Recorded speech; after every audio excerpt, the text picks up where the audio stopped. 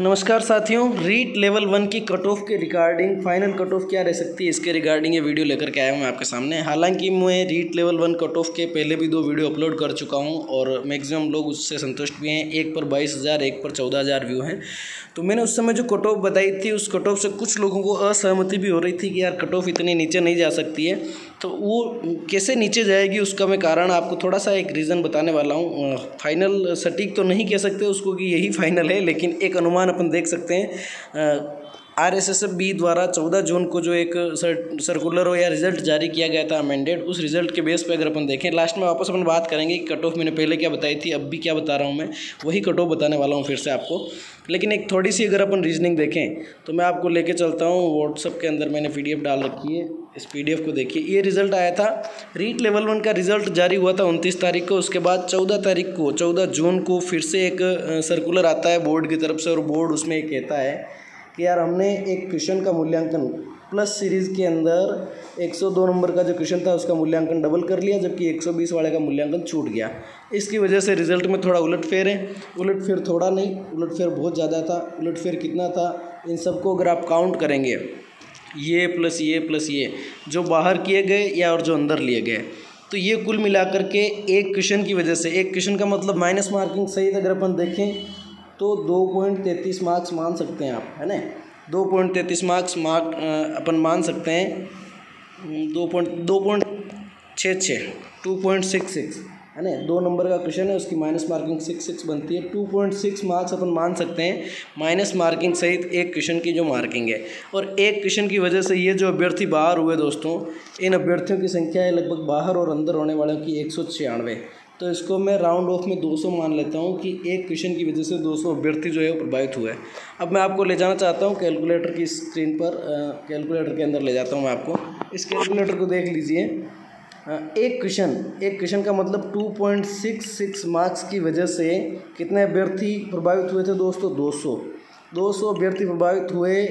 Marks थे 2.66, यानी कि एक नंबर की वजह से कितने अभ्यर्थी प्रभावित हो रहे हैं दोस्तों? 75 अभ्यर्थी लगभग एक नंबर की वजह से प्रभावित हुए।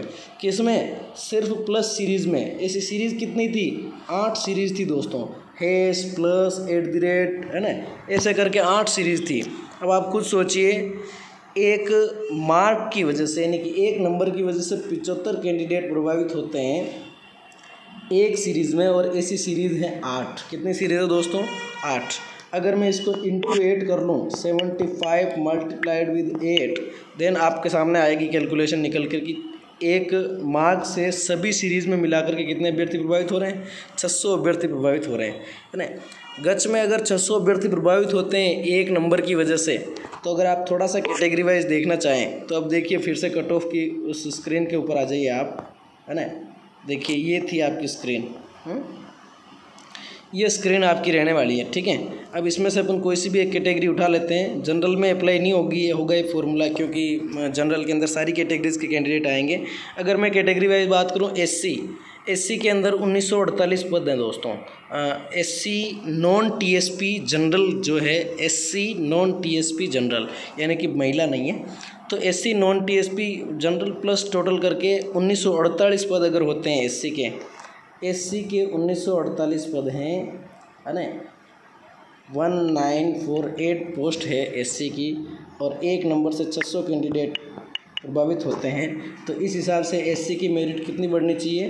3.24 नंबर। लगभग एससी की मेरिट बढ़नी चाहिए 3.24 प्लस ही मान लीजिए इसको, 3.5 से 4.5 नंबर। एससी वाले समझ लीजिए आपकी मेरिट बढ़ेगी 3.5 से लेके 4.5 नंबर। इससे ज़्यादा आपकी मेरिट बढ़ने के कोई चांसेस दिख नहीं रहे इस कैलकुलेशन के हिसाब से, ठीक है। ओबीसी की अगर हम बात करें 2558, है ना, और इतनों को बाहर निकालना है, और 600, इसका मतलब आप देख सकते हैं लगभग 4.5 से 5.5 नंबर जो है वो ओबीसी की मेरिट बाहर रहेगी, है ना। मैं ऐसा क्यों कर रहा हूँ दोस्तों? देख लीजिए, ओबीसी के 2558 पोस्टें हैं, और इंटू 2 यानी कि डबल कैंडिडेट लिए हैं, उनमें से 2558 तो रखेंगे और 2558 फिर से बाहर निकालेंगे, और हमें एक नंबर पे हमारे कैंडिडेट बाहर हो रहे हैं 600, तो 2558 कैंडिडेट को बाहर करने के लिए 4.5 नंबर की ज़रूरत है। इसका मतलब ओबीसी की जो कट ऑफ है दोस्तों, वो 4.5 भी आप छोड़ दीजिए, 5 से लेकर के 6 नंबर, 5 से 6 नंबर आप इसकी मान लीजिए तो 5 से 6 नंबर जो है वो आपकी ओबीसी की कट ऑफ बढ़ने वाली 5 to 6 मार्क्स। ठीक है दोस्तों, अब इसी फॉर्मूले को अपन अप्लाई करते हैं दोस्तों एसटी के अंदर।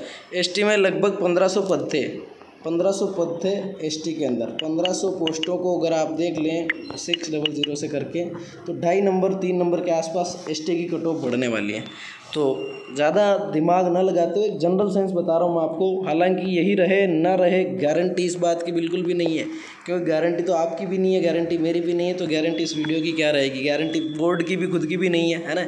तो मैं आपको बता दूँ ये जो कट ऑफ्स आपके सामने आई है, ठीक है, केवल उस 600 नंबर वाली कैलकुलेशन से भी अपन नहीं चल सकते हैं, क्योंकि अलग अलग कैटेगरीज हैं, कैटेगरी वाइज अलग अलग पोस्ट हैं, उसके अंदर कैटेगरीज के अंदर भी सब कैटेगरीज हैं, मेल अलग है, फीमेल अलग है, विडो अलग है, डिवोर्सी अलग है।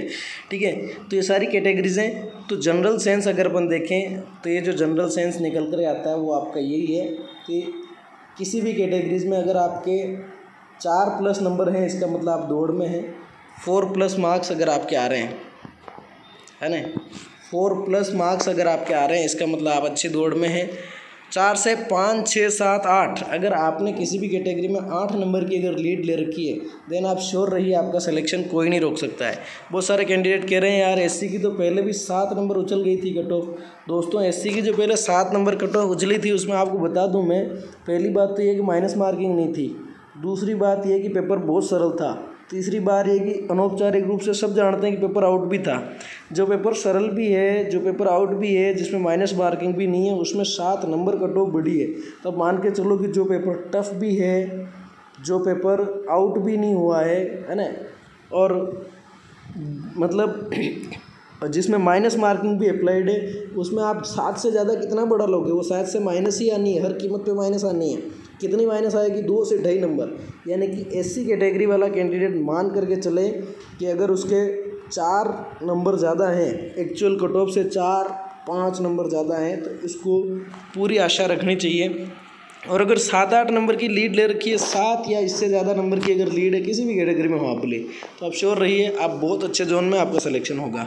तो आपको किसी को भी घबराने की ज़रूरत नहीं है। अगर मैं कैटेगरी वाइज थोड़ा सा आपको फिर से बताऊं तो आप मान लीजिए जनरल में 186 बता रखा है, 192 श्योर सिलेक्शन होगा, 192 पर श्योर सिलेक्शन होगा, 192 पर श्योर सिलेक्शन होगा। ठीक है, और फीमेल की अगर हम बात करें तो 191 पे मान सकते हैं आप। एससी की 157 कट ऑफ गई है, 58, 59, 60, 61, 62, यानी कि 163 पर आराम से सिलेक्शन होगा। वेरी नाइस नंबर्स 163, यानी 163 बहुत अच्छे नंबर हैं, 163 पर सिलेक्शन होगा, आराम से होगा।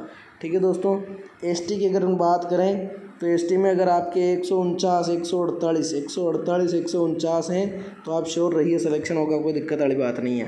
ओबीसी में देख लीजिए 6 नंबर प्लस कर लीजिए आप, 182 मार्क्स अगर आपके हैं तो श्योर है आपका सिलेक्शन कोई नहीं रोक पाएगा, कोई दिक्कत वाली बात नहीं। एमबीसी में तो आप देखें तो मेल और फीमेल दोनों के अंदर भी डिफ़र यहाँ पे भी आ गया है ना, यहाँ पर डिफ़र आया है, इसका मतलब फाइनल कट ऑफ में तो डिफरेंस ज़्यादा रहना है। और यानी कि एमबीसी के अंदर मेल कैंडिडेट के 172 नंबर अभी यहाँ रहे कट ऑफ के, यानी कि फाइनल कट ऑफ जो है आपकी, आप 6 नंबर ऐड कर लीजिए, 178 अगर आपके मार्क्स है तो आपका सिलेक्शन बहुत बढ़िया नंबर है आपके। और 180 क्रॉस कर रखा है तो फिर तो चिंता की ज़रूरत ही नहीं है। अब ये मैसेज नहीं करना कि सर 185 हो जाएगा क्या, अब यार ये तो मतलब पागलपन वाली बात हो जाती है ना दोस्तों। और फीमेल की अगर हम बात करें तो यहाँ जितना डिफरेंस है वहाँ उतना वहीं भी निकाल लीजिए, 169, तो 3 नंबर का डिफरेंस है, वहाँ डिफरेंस ज़्यादा आएगा, 4 नंबर का आप डिफरेंस निकाल लीजिए। 174 भी है ना एमबीसी गर्ल्स के अंदर, तो हो जाएगा सिलेक्शन, कोई दिक्कत नहीं है।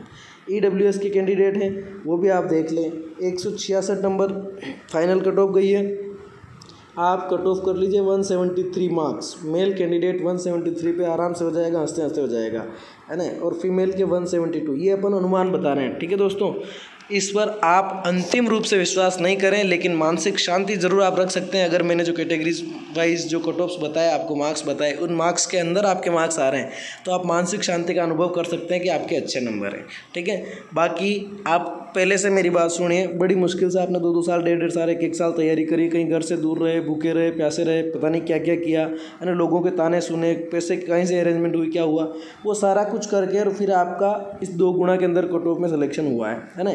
अब कम से कम पेपर दे लेने के बाद, होना करना बाद की बात है, पेपर दे लेने के बाद में कम से कम रिलैक्स रहना चाहिए। लेकिन अभी आप बार बार नए नए वीडियोस देख रहे हैं, उनके अंदर ये बताया जा रहा है, कोई कह रहा है 10 नंबर से नीचे तो किसी भी हालत में नहीं बढ़ेगी, कोई कह रहा है 12 नंबर भी क्रॉस कर सकती है, कोई ऐसे भी मिले 1-2 जो 14 नंबर बढ़ जाएगी रीट लेवल 1 की कट ऑफ, है ना। और बाकी मैक्सिमम लोगों का जो बताना है वो ये है 7 से 8 नंबर। और मैं भी आपको यही कहूँगा कि 7 से 8 नंबर अगर आपके प्लस हैं तो आप वेरी श्योर हैं 100% आपका सिलेक्शन होगा, कोई इसको चैलेंज नहीं कर सकता है, ठीक है। और अगर आपके 4, 5, 6 नंबर भी हैं तो आप बेहतरीन कंडीशन के अंदर है। कैटेगरी वाइज मैं तो कह रहा हूँ 5 नंबर ज़्यादा है तो आप मौज करो, फिर होगा जो देखा जाएगा। बाकी संभावना पूरी 5 नंबर वाले का सिलेक्शन होगा, 6 नंबर